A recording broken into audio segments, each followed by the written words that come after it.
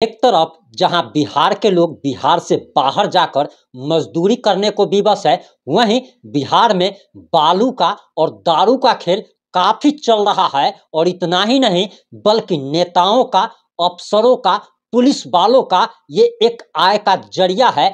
आपको बताते चले कि जहां 3,700 लीटर शराब बेचते हुए वैशाली जिले के सराय थाना का थाना प्रभारी गिरफ्तार हो जाता है, वहीं जदयू एमएलसी यानी कि नीतीश कुमार की पार्टी के एमएलसी राधाचरण शाह, जो कि कभी आरा रेलवे स्टेशन के बाहर जिलेबी बेचने का काम करते थे, उन्होंने बालू से, अवैध बालू के धंधे से 400 करोड़ से ज्यादा की संपत्ति बना ली और उन्हें ईडी ने गिरफ्तार कर लिया था, उन्हें बेऊर जेल भेज दिया गया था। लेकिन अब इस मामले में नया अपडेट आया है और राधाचरण शाह के बेटे कन्हैया प्रसाद को भी ईडी ने गिरफ्तार कर लिया है। और इस 4 से 5 मिनट की रिपोर्ट में हम तमाम खुलासे आपको करने जा रहे हैं कि आखिर ये पूरा मामला क्या है।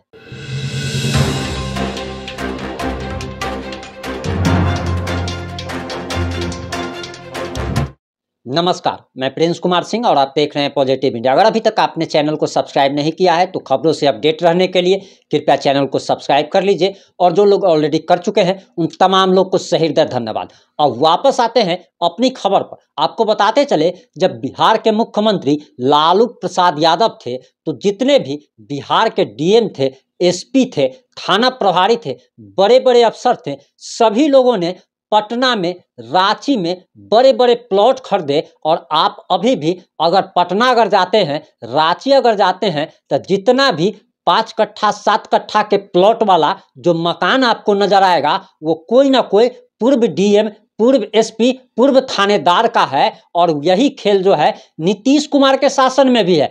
नीतीश कुमार ने अफसरों के कमाई का जरिया और अपने कमाई का जरिया आखिर कैसे बनाया, उसको जरा समझने की कोशिश कीजिए कि आखिर ये क्रोनोलॉजी क्या है। नीतीश कुमार क्या करते हैं कि हर एक चीज को बंद कर देते हैं। जैसे शराबबंदी इन्होंने किया, तो शराबबंदी जब किया तो उसके बाद पुलिस वालों की इनकम बढ़ गई, इनकम का एक जरिया बढ़ गया। जो शराब 100 रुपया में उपलब्ध हो जाता था और 100 रुपया में जो 20 रुपया सरकार को टैक्स जाता था, अब वही शराब की बोतल 200 रुपया में मिलता है। और वही टैक्स नहीं कहिए बल्कि चोरी का पैसा अब एक बोतल पर सरकार को 50 रुपया तक मिलता है। अब सरकार तक ये पैसा कैसे जाता है उसको भी जरा समझ लीजिए कि वैशाली जिला के सराय थाना में 3,700 लीटर शराब, विदेशी शराब बेचते हुए थाना प्रभारी को गिरफ्तार कर लिया जाता है। 4 लोगों की गिरफ्तारी होती है, मद्य निषेध विभाग गिरफ्तार करता है। तो उसके बाद पोल खुलता है कि दरअसल वैशाली जिला के थाना की बोली लगती है।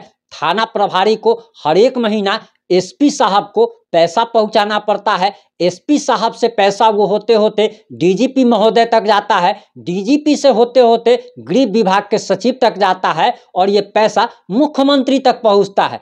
ऐसी चर्चा चल रही है। अब उसके बाद मुख्यमंत्री नीतीश कुमार ने क्या किया कि पॉलीथीन को बंद करा दिया। लेकिन पॉलीथीन अभी भी चालू है और पॉलीथीन जो अधिकारी पकड़ने जाता है वो 10,000, 20,000, 50,000 लेकर के उसको अगले को छोड़ देता है। इसके बाद मुख्यमंत्री नीतीश कुमार ने गुटखा पर बैन लगा दिया। इसके बाद बालू पर बैन लगा दिया। जिस चीज पर भी बैन सरकार लगाती है, आप समझ जाइए कि सरकार अब जो है वो नीचे के रास्ते से अंदर खाने से कमाई करना चाहती है और माफिया, उसमें माफियाओं को खड़ा करना चाहती है।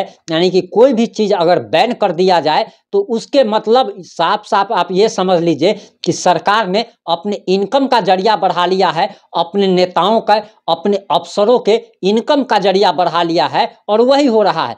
बालूबंदी हुई तो नीतीश कुमार के जो एक एमएलसी है राधाचरण शाह, जो कि कभी आरा रेलवे स्टेशन के बाहर जिलेबी बेचने का काम करते थे, बताया जा रहा कि उन्होंने 500 करोड़ से ज्यादा की संपत्ति अर्जित कर ली और देश के कम से कम 20 राज्यों में उन्होंने बड़ी बड़ी बिल्डिंगें खरीद ली। उनके पास 70 से ज्यादा बैंक अकाउंट है और उनका कहां कहां पे प्रॉपर्टी है ये खैर उन एमएलसी को भी नहीं पता। अब एमएलसी के बेटे कन्हैया प्रसाद को भी ईडी ने पूछताछ के बाद गिरफ्तार कर लिया है और मीडिया रिपोर्ट्स के अनुसार जो जानकारी निकल के सामने आ रही है उसमें बताया जा रहा है कि ईडी ने राधाचरण शाह के बेटे कन्हैया प्रसाद को पूछताछ के लिए बुलाया था और पूछताछ के बाद कन्हैया प्रसाद को गिरफ्तार कर लिया गया है।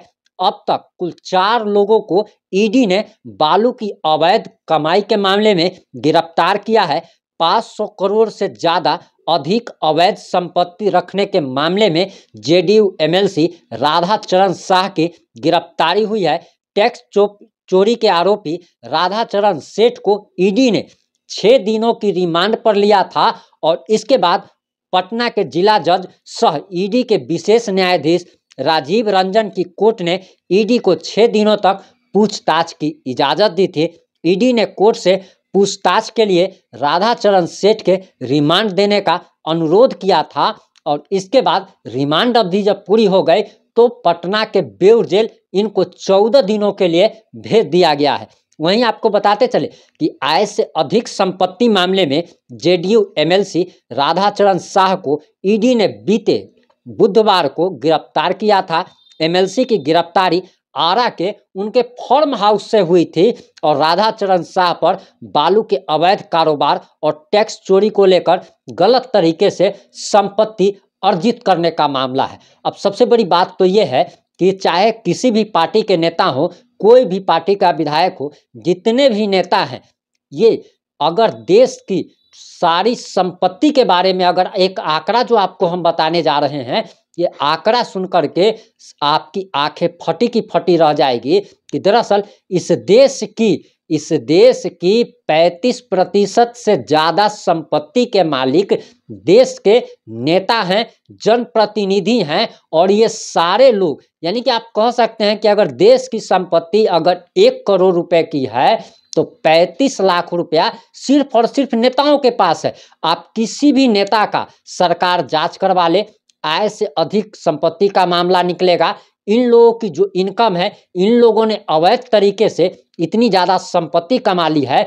किसी भी नेता का कम से कम 2-3 स्टेट में बंगला और फ्लैट जरूर रहता है। इन लोगों ने जमीनें भी कब्जा कर रखी है और सबसे बड़ी बात तो यह है कि नेताओं पर यह भी आरोप लगता है कि ये लोग गरीब गुरबों की, लाचारों की, मजबूरों की जमीन को भी कब्जा कर लेते हैं। गरीबों को कैसे दबाया जाता है, एक तो सरकार की गाढ़ी कमाई के टैक्स का पैसा ये लोग चोरी करते हैं, उसके बाद अवैध धंधे से कमा करके ये लोग पैसा इकट्ठा करते हैं और पैसे को स्विस बैंक में रखा जाता है। जरा सोचने की बात है कि जिस नेताओं को जिता करके जनप्रतिनिधि बना करके संसद में भेजने का काम किया जाता है ताकि ये जनता की भलाई के लिए कुछ कार्य कर सके, ये लोग अपने भलाई के लिए काम करते हैं और सबसे बुर्बक जनता है जो इन लोगों के लिए किसी को भी मरने और मारने तक के लिए तैयार रखती है। आप जरा देख लीजिए एक छोटा सा उदाहरण, लालू प्रसाद यादव कि लालू प्रसाद यादव ने अवैध तरीके से अकूत संपत्ति कमाई, उन्होंने अपने परिवार को बढ़ाया, लेकिन जो यादव लोग लालू प्रसाद यादव के लिए मरने और मारने तक के लिए तैयार रहता था, उस लालू प्रसाद यादव ने उन यादवों को नौकरी देने के नाम पर भी उनसे जमीन लिखवा ली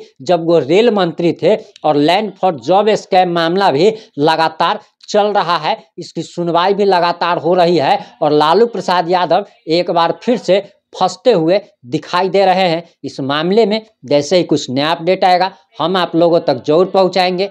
जुड़े रहें हमारे साथ। जय हिंद, जय भारत, जय जय बिहार।